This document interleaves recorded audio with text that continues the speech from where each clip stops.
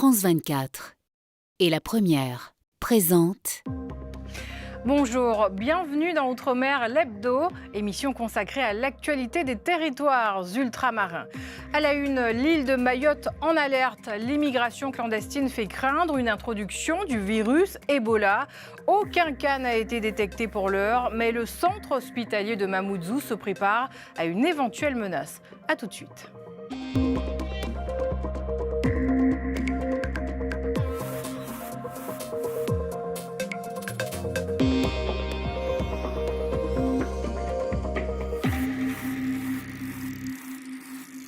Mais d'abord, les Antilles asphyxiées par les algues sargasses. Un plan Sargasse 3 est en cours d'élaboration. Des programmes d'évacuation sont à l'étude. La situation est si critique sur place qu'en Martinique, une association vient de lancer une pétition pour obtenir un statut juridique et des moyens conséquents face à ce fléau. Yvan Lemar. Donc nous sommes victimes de ces algues et on ne peut pas continuer comme ça. Donc c'était pour vous demander, est-ce que vous pouvez signer cette pétition?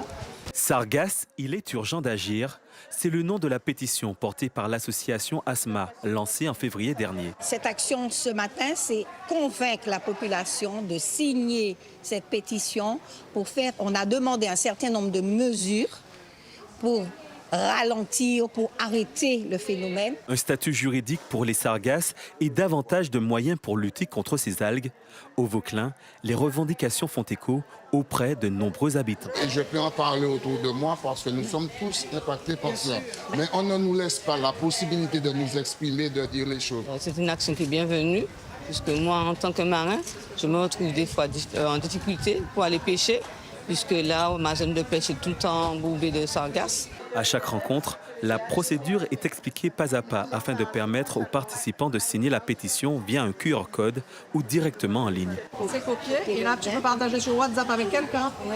L'objectif est clairement affiché, atteindre 100 000 signatures d'ici le mois de juin. Si nous avons 100 000 signatures, nous pourrons déposer cette pétition sur le site de l'Assemblée nationale et ce sera débattu par une commission. D'autres actions de terrain sont prévues par l'ASMA afin de poursuivre la mobilisation avant le vote du plan Sargasse 3 attendu cette année. À 5 semaines d'un scrutin crucial pour la Nouvelle-Calédonie, le Sénat et l'Assemblée nationale ont adopté l'élargissement du corps électoral. Plus de 10 500 natifs, jusqu'ici exclus, pourront voter le 28 juin lors des élections provinciales. En revanche, l'amendement visant à inclure les conjoints d'électeurs a été rejeté à une voix près. Écoutons la réaction des deux députés calédoniens. La mention des conjoints a été rejetée. Donc, c'était important pour nous de statuer, dans la mesure aussi où c'est inconstitutionnel. Et donc c'est là où on se pose véritablement la question de le sérieux de certains de nos collègues parlementaires ici quand ils remettent en question le droit à l'autodétermination, le droit des peuples à disposer d'eux-mêmes. Le Parlement a rejeté le vote des conjoints permettant aux seuls natifs de Nouvelle-Calédonie de pouvoir voter pour ces prochaines élections provinciales. On a un Parlement qui est acquis à la cause des indépendantistes. Je crois que nous, aujourd'hui, notre intérêt, les non-indépendantistes, c'est de ne pas revenir ici avec un texte qui concerne la Nouvelle-Calédonie avant les prochaines échéances présidentielles. Une nouvelle opération de décasage à Mayotte. Hier, dans un quartier de Ouangani, 151 habitations en tôle ont été détruites. Sous l'autorité du nouveau préfet de l'île, cette démolition s'inscrit dans le cadre de l'opération Kingia, déployée depuis plus d'un mois sur l'île. Le 101e département français qui redoute aujourd'hui l'introduction du virus Ebola. Aucun cas n'a été détecté pour l'heure, mais le centre hospitalier de Mamoudzou se prépare à une éventuelle menace en raison de l'arrivée régulière de migrants en provenance notamment d'Afrique centrale. C'est le dossier de l'Hebdo signé Pierre Lacombe et nos équipes sur place. Le camp de Tsunzu, près de Mamoudzou. Ici, des centaines de migrants et demandeurs d'asile survivent dans des conditions indignes. Bâches, tôles, accès limité à l'eau, sanitaire quasi inexistant. Dans ce camp insalubre, une nouvelle peur s'installe, son nom, Ebola. André a fui la République démocratique du Congo pour se réfugier à Mayotte. Il redoute l'arrivée du virus. C'est une maladie qui est survenue là chez nous il y a 4 ans. Ouais, si ça arrive, ça sera un scandale vraiment. Si ça arrive, vraiment, ça sera un scandale. À Mayotte, l'inquiétude autour du virus grandit. La population s'interroge. Ça m'effraie parce qu'on ne sait pas qui rentre à Mayotte et qui sort à Mayotte. Et j'ai entendu dire que c'est un virus mortel, du coup, ça nous fait un peu peur.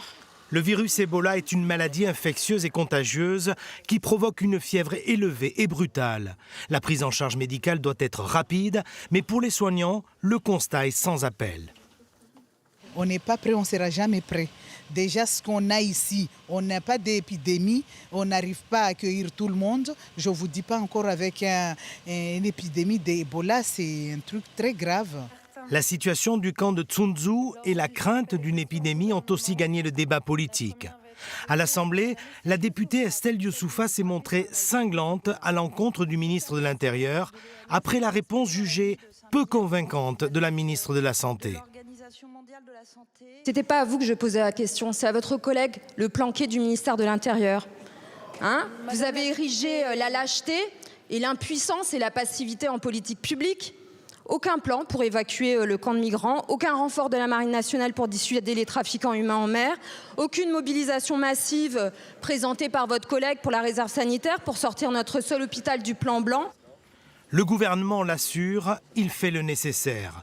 Une zone d'isolement a été installée à l'entrée du centre hospitalier de Mamoudzou et l'agence régionale de santé indique avoir renforcé son dispositif de veille sanitaire.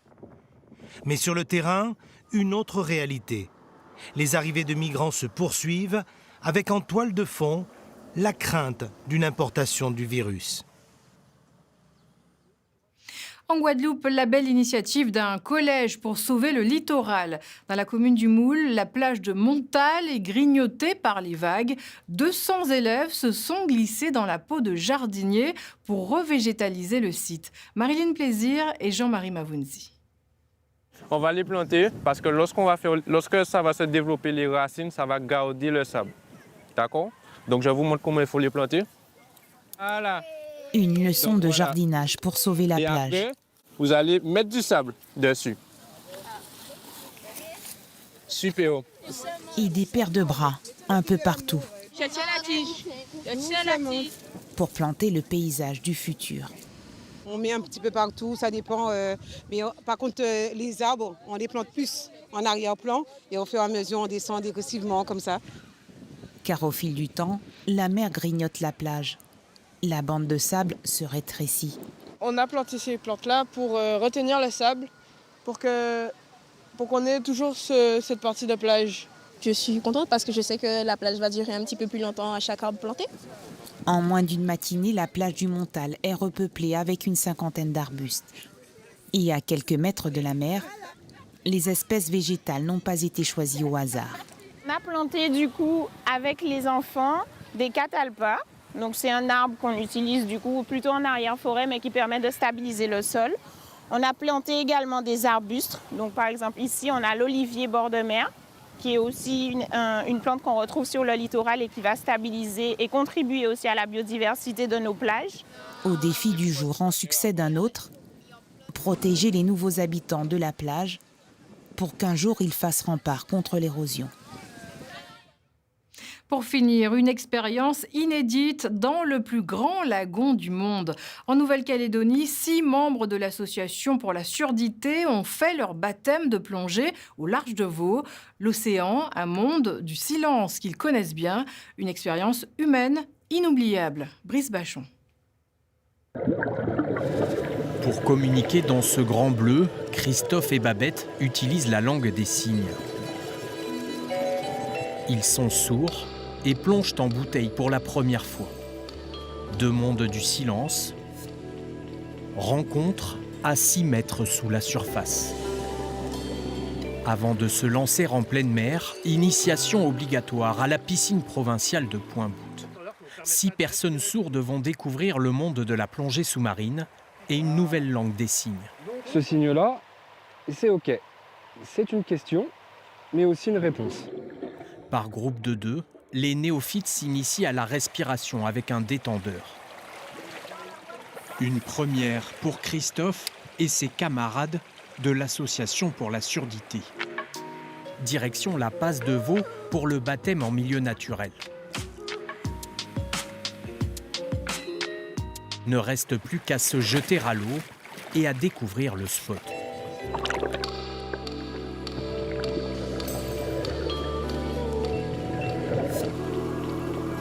Sous les yeux interloqués des 2 moniteurs, une chose inattendue se produit.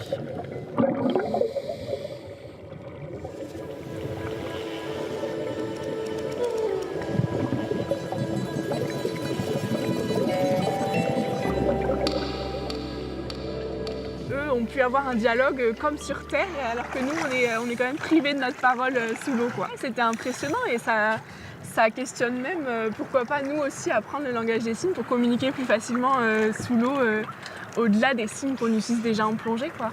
Pour nos plongeurs, l'expérience est inoubliable.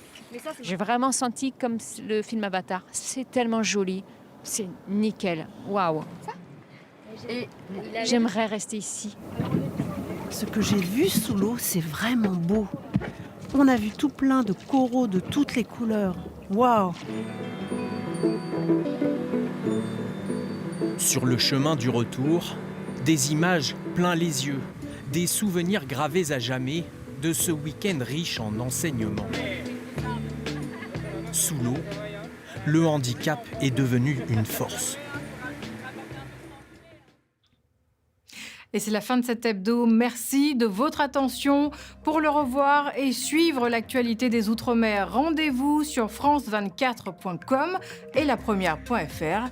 On se quitte sur ces belles images de la Toa Pro à Tahiti, étape qualificative de la World Surf League. Je vous souhaite une belle journée ou soirée. À bientôt.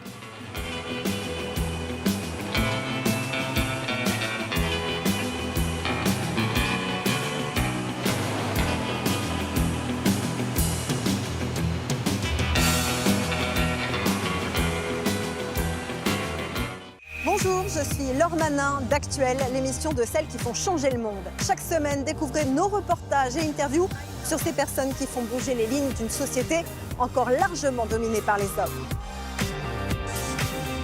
Retrouvez-moi dans Actuel sur France 24 et france24.com.